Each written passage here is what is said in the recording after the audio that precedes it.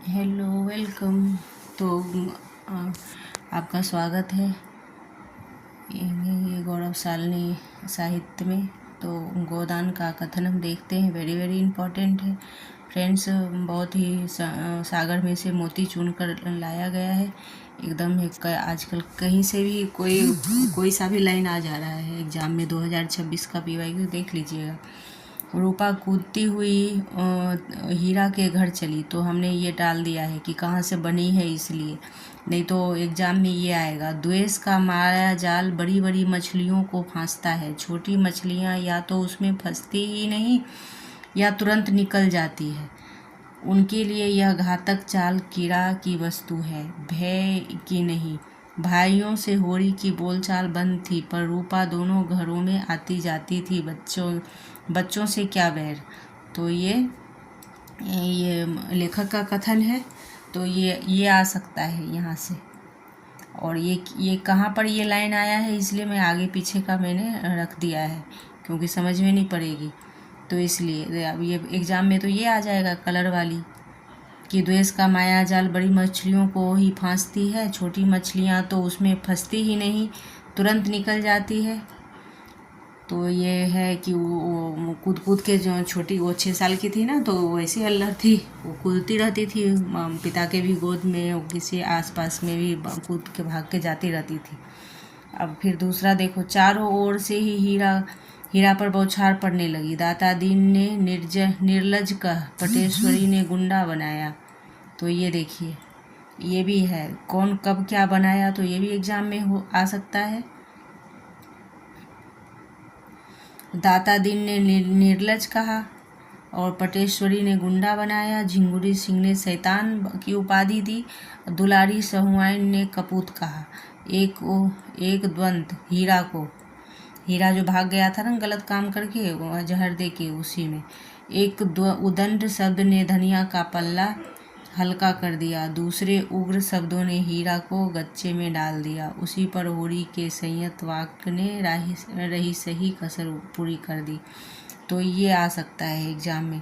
दाता दीन ने निर्लज कहा, पटेश्वरी गुंडा बनाया, झिंगुर सिंह ने शैतान की उपाधि दी, दुलारी सहुआन ने कपूत कहा, एक उदंड शब्द धनिया के पल्ला हल्का सा दिया। तो ये है एक कथन। मेहता ने ताली बजाकर कहा, तो फिर नाटक खेलने लगे। और तो मैं अलग अलग कथन हर जगह से यहाँ पर टाइप किया है। तो देखिए, जब फिर ना नाटक धनुष यज्ञ में खेलने लगे थे, तब क्या हुआ, मेहता ने ताली बजाकर कहा, कभी हियर हियर आपकी जबान में कितनी बुद्धि है, काश उसकी आधी मस्तक में होती। खेद यही है कि सब कुछ समझते हुए आप अपने विचारों में व्यवहार नहीं लाते।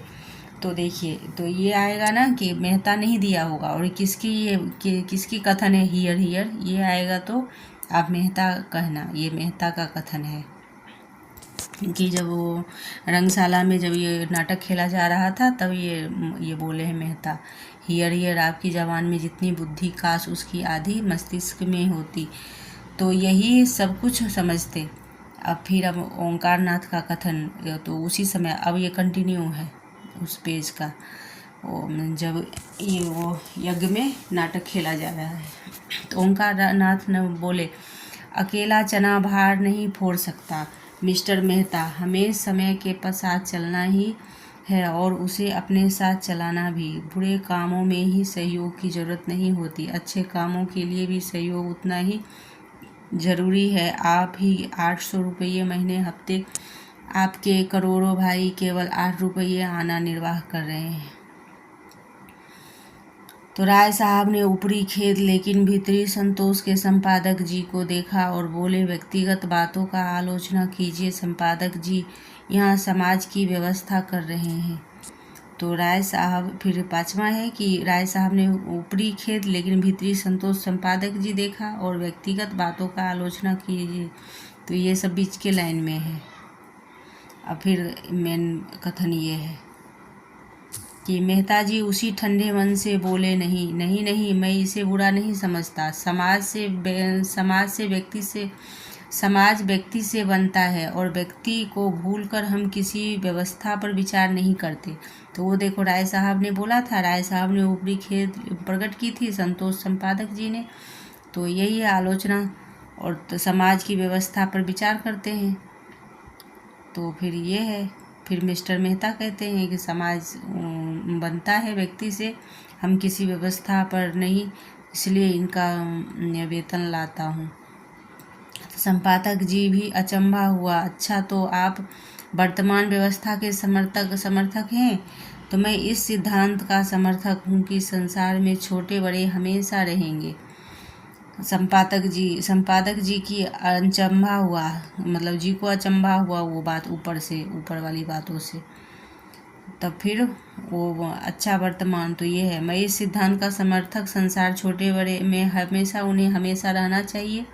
कुश्ती का जोर बदल गया, राय साहब किनारे खड़े हो गए और संपादक जी मैदान में उतरे और 20वीं शताब्दी में ऊंच नीच का भेद मानते हैं। तो ये है, और फिर आगे देखते हैं। जी हाँ, मानता हूँ और बड़े जोरों से मानता हूँ। जिस मत से कि आप समर्थक हैं वही तो कोई नई चीज़ नहीं है। कब से मनुष्य में ममत्व का विकास हुआ और तभी उस मत का जन्म हुआ। बुद्ध और प्लेटो और इसी सभी समाज में समता प्रवर्तक थे।